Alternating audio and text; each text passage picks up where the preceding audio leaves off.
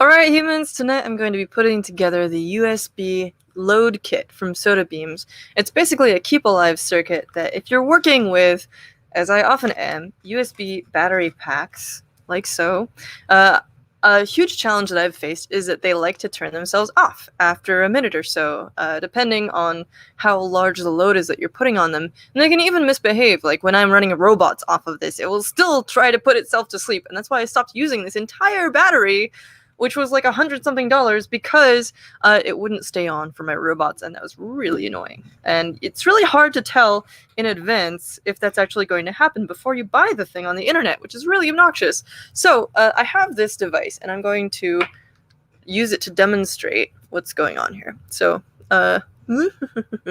this is a weird biohacking device that I created that actually has a similar effect. The idea is to help you stay awake. Alive, awake, whatever. It's a keep awake kit for humans, where if you put blue light in your eyes at very specific frequencies that are not harmful, check out the project for that, then it helps you reset your circadian rhythms and stay awake longer. So if I plug this in and push the button, blue lights come on here, showing me that it's on, and blue lights come on my eyes. Another important safety feature about this is that it shines light across your eyes, not into them. So many safety features. Be sure to read the tutorial before you come yell at me, and please read all the disclaimers and things before you even think about building this for yourself. Okay, with those disclaimers, it's slipping down right now. 1 second. Okay, so what we'll see in a second is that, oh, it's already done it. Okay. This device is supposed to stay on for 10 or 20 minutes in order for you to feel an effect. Well, you won't really feel it. You'll just be more awake. But I haven't turned this off. The battery turned itself off because it wasn't getting enough current pulled off of it. So I'll give it a second. And in a minute, it will turn itself off again. You will see. Let's check out the comments. Yeah! Cool. Great to hear from you, Jared. Exciting that these help you out and inspire you. So in just a second, we'll see. So this is already turned off its indicator light, but also the battery itself, there we go, has shut itself off. And that's really annoying, because I'd like to not have to sit plugged into a computer or whatever. This thing is powered by USB intentionally so that I can walk around with a mobile battery. And what I want to show you next is I've already assembled one of these load kits. And when I plug this into the power cell, you'll see that it has a USB A connector to go into the power cell. And then it also has a USB female jack for you to plug in your device. So I'm going to do that. I have to put it on again. This is a PCB that I designed, and it does not yet have the enclosure that will make it a lot easier to wear, because I've been prototyping the PCB, and it is still a work in progress. But yeah, I plug it into here. It turns on, and I can just leave this on for however long, and it will stay on. I've actually just tested it to make sure, and as far as I'm concerned, that's a godsend, because it means that I can use this battery, again, for projects that need to stay on, which is most of my projects. That's the point of having a portable battery, in my opinion. The same thing happens with using it to charge my phone. I have to, I've had this situation where I've been sitting in an airport, my phone is nearly dead, I'm trying to charge it, and I'm also mostly asleep at this point, but I have to stay awake and keep pushing it every 2 minutes because it keeps turning itself off. And if I forget for half an hour, then my phone just doesn't get charged, and it's really obnoxious. So, again, for those of you who are joining us now, the blue lights going in my eyes are safe. Check out my tutorial for more information on how it's safe before you even think about shining lights in your own eyes. There's a whole safety section. Look at that. Look at that. Yeah. So please don't come yelling at me, and please don't build your own without looking at the safety notes. And an adult. But yeah, cool. Very cyber. Yeah, it has the added benefit of looking like some kind of cyberpunk makeup situation, which is pretty cool. All right, so this is clearly just like going on and on and on and on. It's not going to turn off because it's got this load kit on it. So let's assemble one of these because it comes as a kit. And first we'll take a look at the product page on the internet. So this is a Sotabeams project. I actually found this because a friend of mine, but I can't remember which friend, built a similar device, and I wish I could remember who it was. But in the meantime, I looked up to see if anyone else has got one of these, and it's true. Here is a USB battery pack keep alive load. You can find it at the link in the description below. It's about $9, and then you oh, cool. Huh. So more like $8, but with shipping and stuff like that. Okay, cool. And you can read more about it. You can get it yourself. You can see reviews, and it works great in my experience so far. So let's put this thing together. How long did it take me to develop the Wonder Woman Mind Tiara I assume you're talking about? This is a project that I've had been going for actually a couple of years now in various incarnations. Let's see. What would you glow up? Oh, where's the previous version? You can find a variety of versions of this. First published in November 2018. So two years ago now. And even before that, I had been researching and developing versions of this. So you can see all these versions. This one's made with the Bantam desktop PCB mill and stuff like that.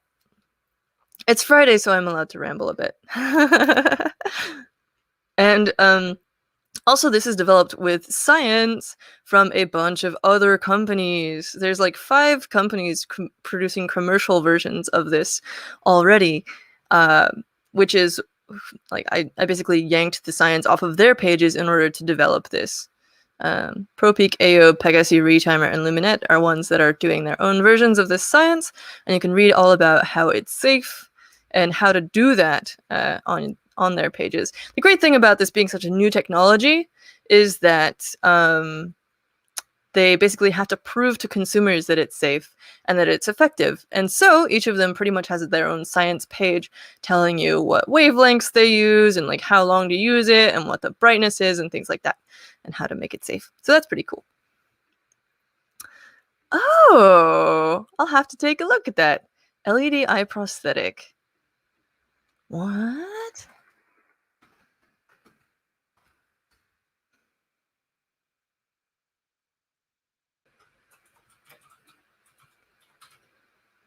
Oh, yeah. Okay, so this is something that someone developed at Adafruit, and it is a different thing. So this is LEDs facing outward. This is pointing out from your eyes. I don't see anything about the safety either. Like what kind of LEDs are they using? Because if it's inside of sunglasses, then you're probably going to get some of it reflecting into your eyes as well. Ha! This person even has similar hair. Oh, no, they don't. It's black. It just looks blue in some of the pictures. Pick any color you want. You could even mix and match. Yeah, so I would be careful with blue unless you've actually read the science about which wavelengths are friendly and which ones are harmful. If you go too high into the frequency range, or rather too low too short of wavelengths, which is the same thing, then it gets too close to ultraviolet, they're too high energy, and they can cause macular degeneration, which is no good. So you want to stick with things around 475 or 500 nanometers or below in order for them to be very low energy and nice on your eyes. Okay, cool. So let's put this thing together. It's true, it does shine out away from you, but if you're using it on shades, for example, there's going to be some backsplash. So don't use UV. Do not use UV lights in front of your eyes. No matter which way they're pointing, just don't do it. Okay, sure. I would still not put UV LEDs anywhere near my eyes. At least I would not encourage other people to do it. That's the thing. Like, you can do whatever you want, to your own eyes. But since I am a person acting as a representative of a company, I'm going to say, be careful, read the science, don't put UV in front of your eyes, just act with, adult supervision, etc. Just be safe. Whatever that looks like to you. I'm not going to stop people from doing biohacking, you know that. All right, so USB load kit. The subject of the video. Okay, so we get some cool stuff in here. We get actually this big piece of clear heat shrink that you can put around the entire kit. For those who are just joining us, we went on a bit of a cyberpunk tangent, but this is a kit that is designed to keep your USB battery on, even if it wants to shut off due to low current, by causing it to have a higher load on it. And we're about to assemble one that will look like this and work the same way. So if you are plagued by USB batteries shutting themselves off in the middle of you using them, then your prayers have been answered. Here you go. So we have a variable resistor. We have a couple of different types of resistors, like static resistors, little red LED, USB-A male and female, and then a couple of transistors. Let's put these guys together with my trusty... This is the TS100. There's a TS80 version that runs off of USB-C that I'm always eyeing, but this one works so nicely, there's no reason to get rid of it yet. And honestly, if I have a USB-C plug-in, I probably have, a place to plug in. It does take kind of a massive adapter though, so TS80 is probably the nicer, more modern version. Oh, we're still only at 214. I gotta wait a minute. What can you do with biohacking exactly? Okay, this is a great subject for warming up the soldering iron on a Friday night. Biohacking refers to any number of things that you can do in order to augment your body or, change or harness your natural processes. So we are biological beings, right? And there's various things that we can do, including like building prosthetics, doing things like this, which basically hack your circadian rhythms.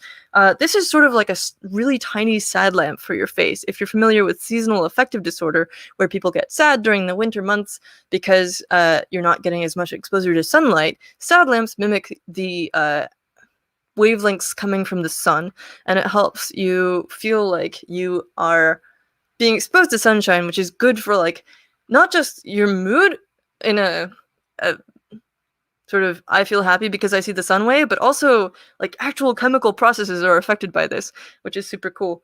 And so for some of these effects that you get, if you mimic sunlight, then it'll make you feel like you're supposed to be awake longer because your body thinks it's daytime. That's why they tell you not to look at blue screens at night. And so you use apps like Flux or whatever to keep your screen yellow or orange at night and tone down the blue frequencies. It's basically harnessing that blue frequency effect to help yourself stay awake or feel like you're getting some sunshine. Tons of cool stuff. Oh, this is a good idea. The same soldering iron you can use with a LiPo battery. I've got a ton of those. Interesting. So I haven't actually looked at how many. Does it say how many volts it takes here? I'm sure it does on the adapter, but I'll have to check that out and see if I can build a portable battery pack for it. That's so cool. All right, I think my iron is warmed up now.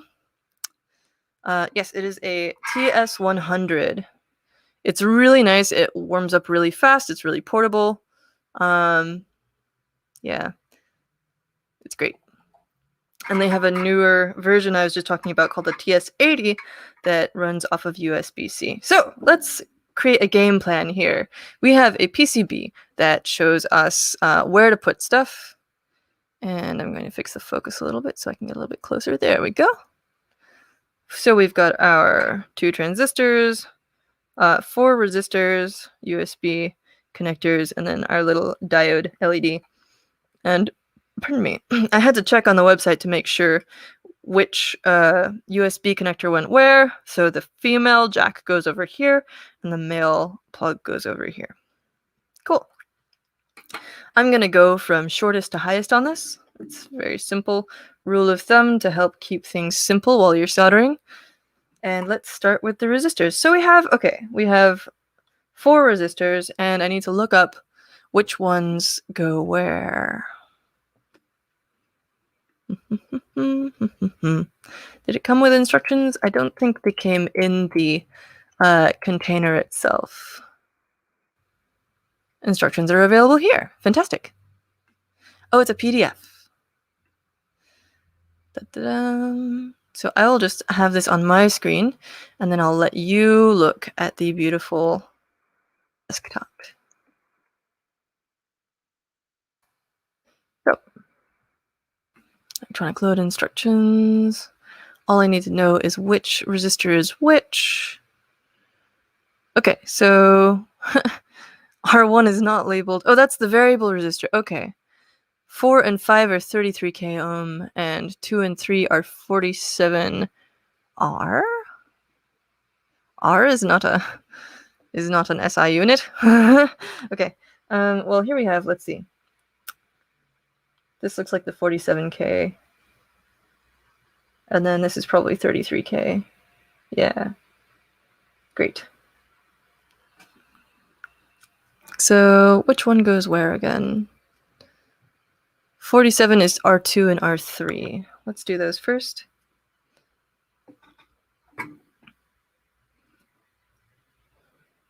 I have two types of components now that have come on paper tape. One of them is these resistors, and one of them is these transistors. For resistors, I find it's easiest to just pull off the paper tape. For transistors, usually it's easiest to cut them off because this tape is a lot more tenacious and sticky. Oh, hey! Well, okay, maybe not. Maybe they just pull out. Cool. Anyway, you can always just cut them off the strip with your clippers if it's too much of a pain. 2 and 3 are 47, right? Let's double check. For the perfectionists in the crowd, I will be attempting to make the resistors all point the same way for aesthetic purposes. Triple checking. Okay, 2 and 3 are 47. All right. It's that whole measure twice, cut once thing, only like you gotta check your resistors 4 or 5 times. Okay. So that's 2 and 3. We need 4 and 5 now, which double check are 33k. Yep.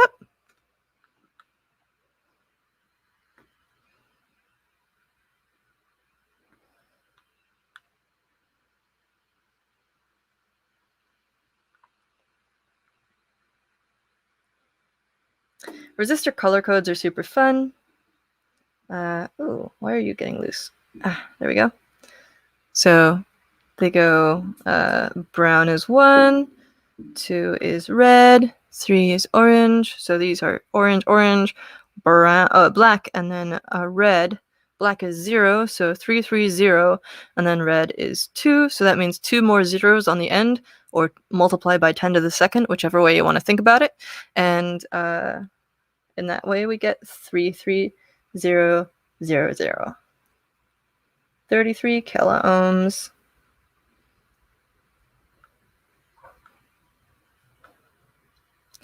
The 47 ones are yellow, purple, black. And then your tolerance band, which is gold. In that case, the black is no extra zeros.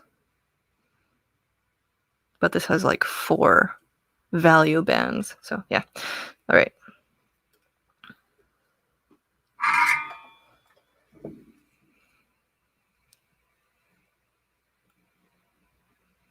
Just get a little bit of solder on the iron for thermal contact.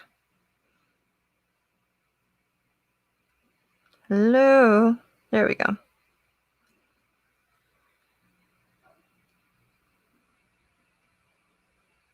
Apply the heat and solder from opposite sides of the joint.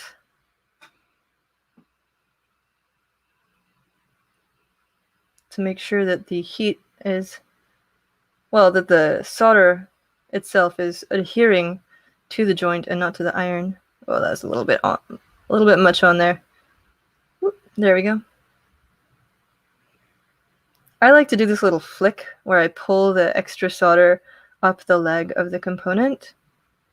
It helps keep you from getting big blobby connections, even if you're a little bit over enthusiastic with the solder like I tend to be.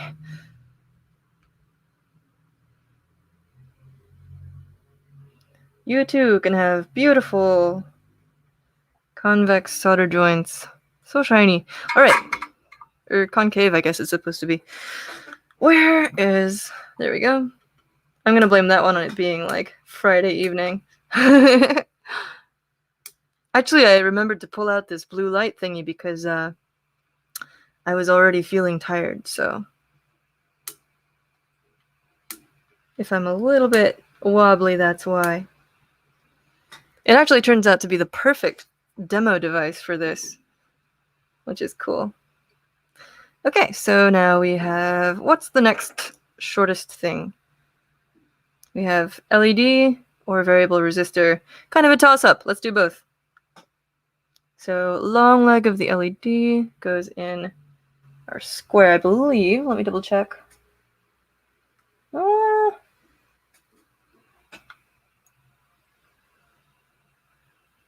That might be ground, actually. Because it looks like it's connected to a common ground.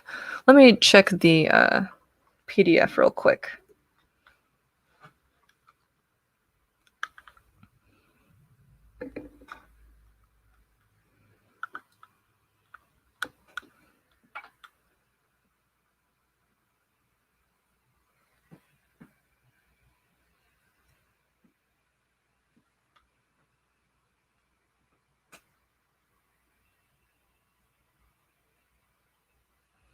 Okay, actually, that is ground, so let's throw it on this way. Short leg to the right. Bend the legs outwards so that it holds nice and firm until we're able to solder. And once more, this guy in. So this basically adjusts the sensitivity of it. You can dial in how much you want it to put extra load on your circuit. A nice little feature.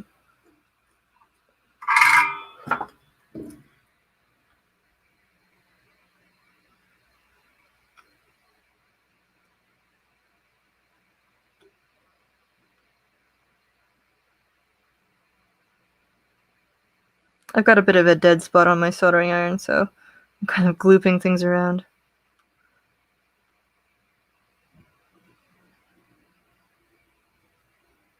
I'm trying a new kind of tip cleaner. I'm used to soldering iron tip cleaner that looks like a sort of gray paste. And I just got one off of AliExpress that looks like these crystals, which is really weird. So maybe it's a different kind. If you happen to know if there's a substantive difference between this and the sort of gray paste version, let me know. I would love to find out. But it seems to work fine, so... that paste is basically used for revitalizing a corroded soldering iron tip. Ideally, I would never forget it on for hours, but in the real world, that is exactly what happens. Actually, I should just order a new tip for it. That's what I should do. Maybe I should replace it like once a year or whatever. In real life, that happens maybe every 5 years. I haven't even had like my own real soldering iron for a long time. I used to just sort of use one I had at the office or ones at Hackerspaces or whatever.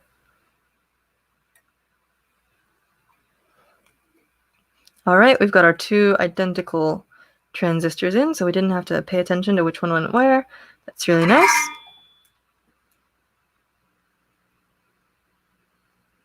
Go on there.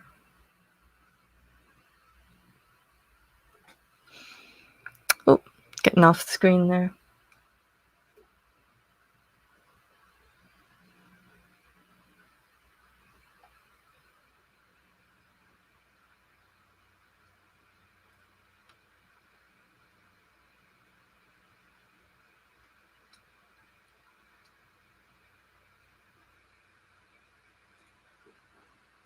This one's angle is a little awkward.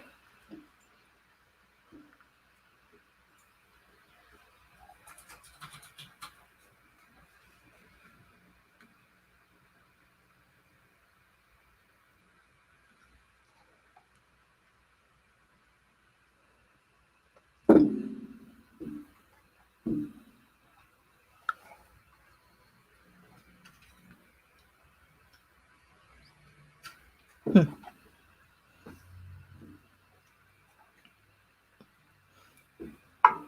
little bit of a juggling act to get it into a comfortable soldering spot. There we go.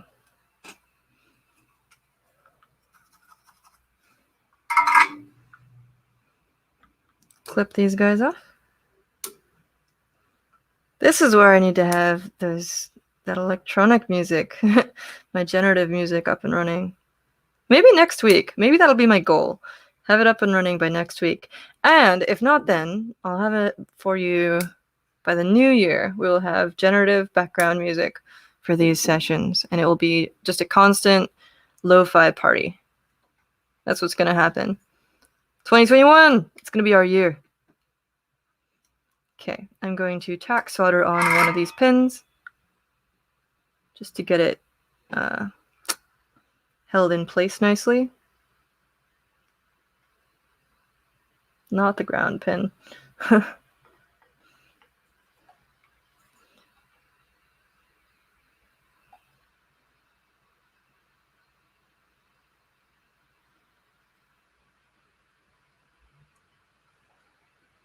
Actually, a really nice way to do this is just bend your solder around so that it forms a little hook. And then you can kind of apply it directly. Haha! Yes! So that one's attached lightly. And we'll do the same on the other side. Not the ground pin. Often the ground pin is connected to the housing, and that means that it will act as a giant heatsink and make your hand really hot. Like burn your fingers, no good. Oh, this one is kind of friction fit. That's really nice. Makes it a lot easier. There we go. Great. Now I can clip this into my little holder. It's a good spot to grab. Maybe there. Yes. Okay.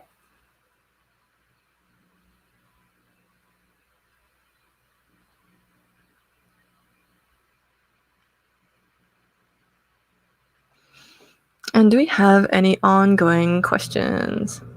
There's a lot of us. The thing about nails, though, is an interesting point. I used to do gold nail polish as a kind of signature thing. And the trouble with that was that, like, I like it when it looks all janked up and chipped and stuff, but I think in terms of professionalism, it's a little harder to get away with. And so regular nails are the way for me. But there's a lot of people with really cool nails doing electronic stuff, including Drew Festini, actually, from Osh Park, has been rocking some really cool purple nails. Andrew Soa did a manicure with a surface mount electronic device. I think it was a PCB he put on there. No, he put a 4-pin socket on his nail and then attached different PCB badges onto there. It was super cool. And then Tanya Fish has done some NFC-enabled nails with like little LEDs in them that light up when an NFC reader is nearby. So I'm not going to dump on people who have fancy nails. They can hack it. I cannot. My hobbies are too too destructive.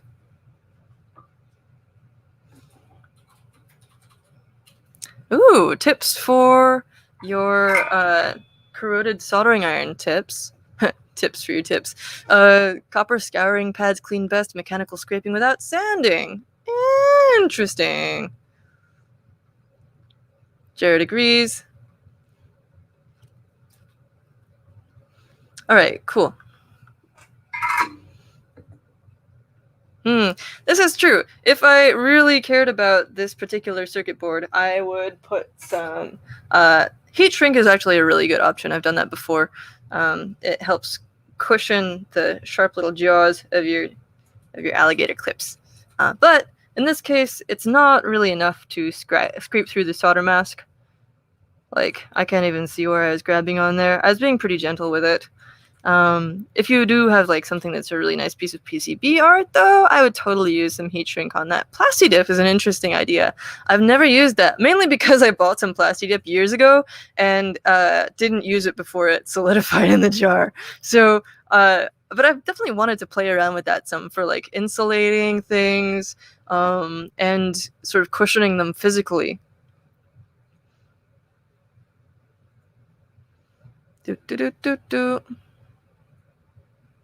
Let's see.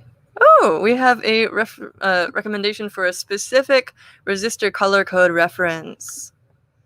Ha, cool. So you can say they gave me a 47,000 ohm, 47 kilo ohm resistor. What does that look like? Cool.